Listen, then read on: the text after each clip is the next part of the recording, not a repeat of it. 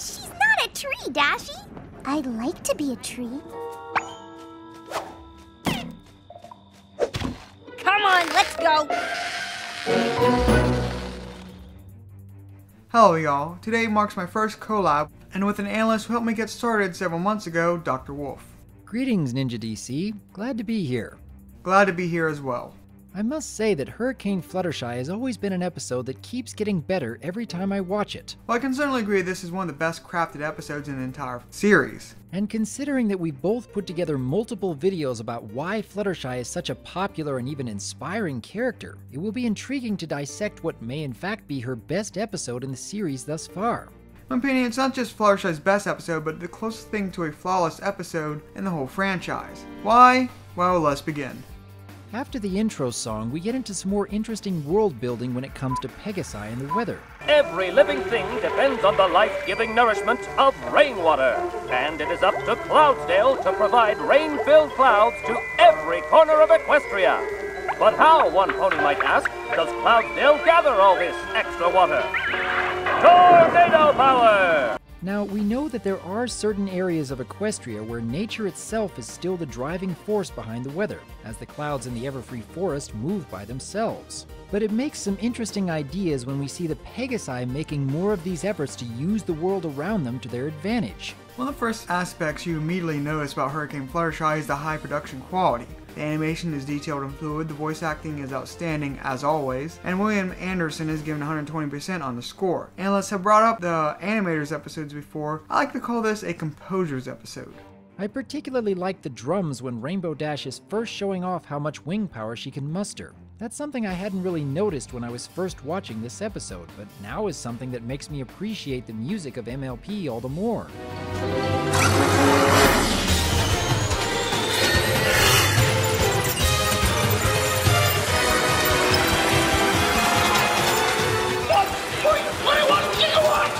Though one of the most notable aspects of this episode is its characterization of the main three. Twilight is able to lend an adorably helpful hoof and has some hilarious moments of frustration when other ponies can't understand her. However, the standout performances belong to this episode's main duo of Fluttershy and Rainbow Dash.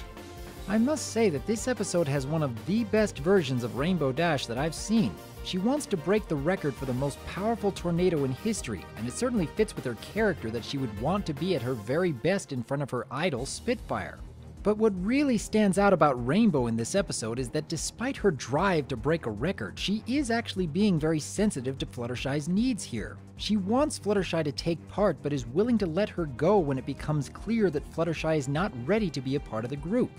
She takes the time to learn about why Fluttershy has this fear and doesn't pressure her needlessly. This shows a great example of friendship when Rainbow puts Fluttershy's feelings above the need to break a record. Even with this easily being the best characterization of Rainbow Dash all season, it's still clearly a Fluttershy episode. Why? She goes through a massive character arc that has her conquering her inner demons created from her flight camp bullying in her youth. The struggle to move forward from her past delivers a wide range of emotions for us to view. We as an audience experience anxiety, depression, horror, joy, and comedy alongside Flutters throughout various points in the episode. It really is a testament to the writing quality when the most suspenseful aspects in an episode that is built around the concept of creating a super tornado is all internal conflict. That's bloody brilliant. The narrative structure and editing also helps deliver several extremely effective emotional moments from this character arc. Who can ever forget this roller coaster of feels?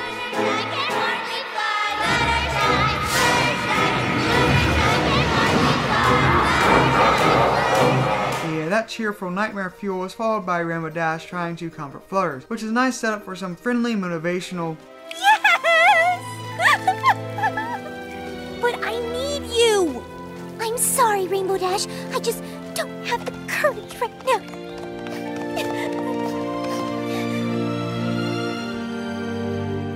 Yeah. Did anyone else flinch when they first viewed this? And we all know it's over, right? Oh, come on!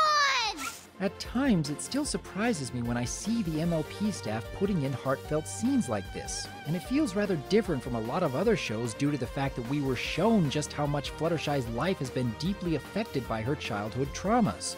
This is another great example of why show don't tell works so much better in these kinds of situations. While Fluttershy could have spent more time explaining why she feels this way, it is far more effective when we can see the torment that Fluttershy is going through, especially that moment when she is surrounded by the eyes.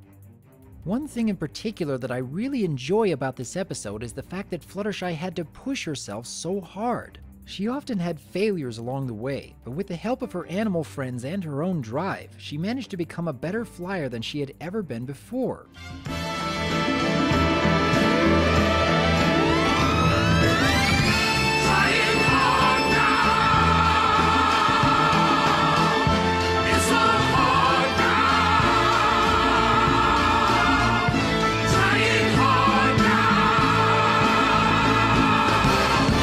She felt on top of the world, ready to overcome any challenge. And then she finds out that despite her improvements, she still isn't anywhere close to being as strong as the other Pegasi. While many other stories may share similarities to Hurricane Fluttershy, especially when it comes to a training montage that helps a character to overcome their struggles, Hurricane Fluttershy really stands out with this scene. I can really respect Cindy Marl's writing here when she shows us that despite our best efforts, there can and will be times when we still won't measure up to our peers. While this may be a harsh reflection of reality, the fact that it is still so very realistic makes this scene quite admirable, especially from a show that is intended for children. It's heart-wrenching to see Fluttershy feel like everything she has worked for has all been for naught, but she still found the drive to do her part later on anyways. And then when she manages to push herself even harder because she knew how much everyone needed her to, that made the episode all the more inspiring. If Fluttershy had gone through her training montage and managed to match the wing power of the other Pegasi right after, the climax of the episode would not have been nearly so powerful. This scene also does a great job at setting up a very natural transition when separating the main characters and creating more tension for the final act. It is completely understandable and even relatable to see Fluttershy doubt in herself again after finding out that all of her hard work still wasn't enough to match the other Pegasi. Unlike a certain other episode, this breakup feels very realistic. Twilight and Rainbow Dash both don't want to leave Fluttershy alone, but they don't know exactly how to comfort her. We've all been in situations like that and can relate to their inner turmoil. Just look at their reactions.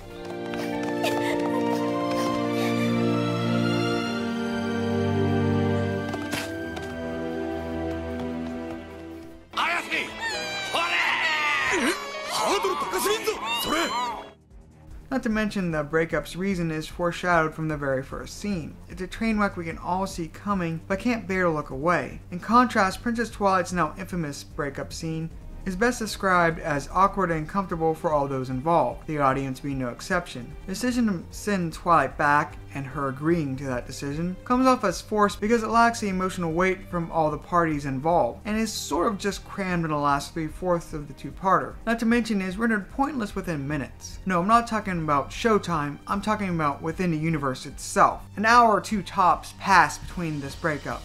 Tops.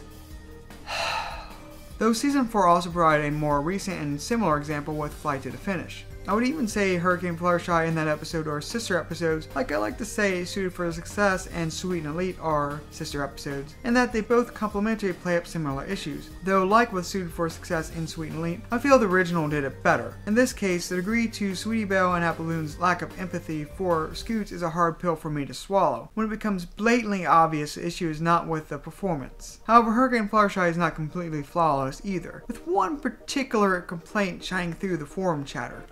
I must say, my biggest gripe with this episode, and even then it really isn't all that bad, is the fact that Spitfire just stands there while all these other Pegasi are trying their utmost to make this tornado powerful enough to get the water up to Cloudsdale. When Spitfire first arrived, she was there to observe whether Ponyville would end up breaking the record, so it would make sense that she wouldn't be taking any part in it.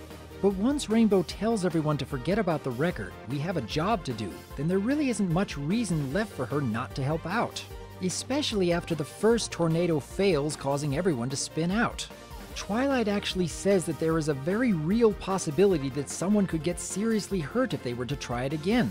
I suppose one could make the argument that it is tradition for the citizens to put this tornado together on their own, but if someone really did get hurt because the second tornado had ended up failing, that would reflect rather poorly on one of the best flyers in all of Equestria for just standing there on the sidelines. Not to mention the fact that Fluttershy's assistance here doesn't have near as much of an effect on the situation if Spitfire could have just flown in and added the extra wing power with great ease. For me, I think the episode would have been more powerful overall if Spitfire did end up helping everyone, and there still wasn't quite enough wing power for the tornado. Only then would Fluttershy show up adding her wing power to save the day. While I can see this argument, I don't necessarily see a flaw. I see this in the same vein as Winter Wrap-Up's anti-magic stance. Tornado Day is an honor for any local Pegasides to be a part of. For them to not succeed and need help would be a failure for Ponyville. Twilight's concerns also remind me more of a pony worrying over an athlete overextending themselves in a competition than being significantly hurt by a tornado. With that said, I do feel this episode would have benefited with more lines from Spitfire explaining her non-assisting stance, or like you suggested, lending a helpful wing after her first failure. So I guess either way you could count Spitfire as a Chekhov's gun of sorts that is shown but never really used. But nothing is completely perfect. However, that lesson is amazing. Oh my goodness, can I ever relate to the lesson in this episode? Fluttershy's memories of her childhood still haunting her to this day. The fact that she thinks so little of herself and her talents now because she lacks self-confidence as a child. This story brings us such a realistic portrayal on just how the negative effects of teasing can last a lifetime. But we also get to see how this shy and timid character was able to overcome her fears with enough determination and practice. This episode will always be inspiring to me not only because of how much I can relate to Fluttershy's struggles, but also with how much I can relate to how she overcame those struggles. There is a great power in learning how to believe in yourself, and even though I often have to remind myself of that fact, seeing a character like Fluttershy helps me to remember that I am not alone when dealing with such fears.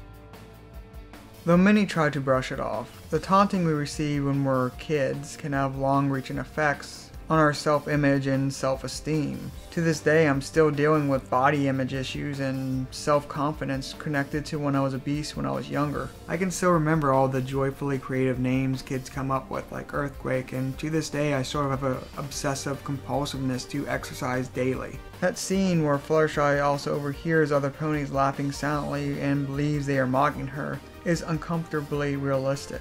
Anyone used to taunting can relate to that. When you're used to constant criticism, you grow to expect the worst from others' perceptions of you. It's a snowballing effect where you just sort of don't have much high esteem for yourself. Those Pegasi are likely not, at least in a mean-spirited way, making fun of Fluttershy's flying, but it provides fuel for Flutter's imagination to distort her perceptions. Our own imagination is our best friend, but also our worst enemy. Overall, Hurricane Fluttershy continues to be a fantastic episode that I keep coming back to. I suppose the biggest reason why I enjoy this episode so much has to do with the fact that I relate to Fluttershy's experiences so well. But even putting that aspect aside, there is still a lot to enjoy here even if you don't relate to the main conflict. The characterization is near perfect, as the interactions between Fluttershy and Rainbow in particular shows a very strong bond. We get to see more world building with these new aspects to weather management throughout Equestria. We get some memorable new background characters, particularly with Snowflake. Yeah! We get a great musical score that really drives both the tense moments as well as the emotional moments. The pacing feels next to perfect, as there is no one scene that feels rushed or drawn out. We get a fantastic callback to the classic 80s training montage. There is just so much to enjoy here, and I for one still think that Hurricane Fluttershy ranks among the best episodes that MLP has to offer. Yes, this episode is crammed full of content, but it still is able to keep up a very consistent pace without feeling rushed. It's able to accomplish this by having a few core plot elements it focuses on and gives proper time to develop. That structured choice and editing around it helps deliver some very effective emotional payoffs throughout the episode. Well, Ninja DC, this has turned out to be quite the enjoyable review. Thank you kindly for having me over. And thank you, Dr. Wolf, for helping me take part in my first collab analyst. It's been a fun experience on a very fun episode. My sincere thanks to you, good sir. Until next time, I am Dr. Wolf, and I look forward to hearing from you. And remember, as always, keep calm and an open mind.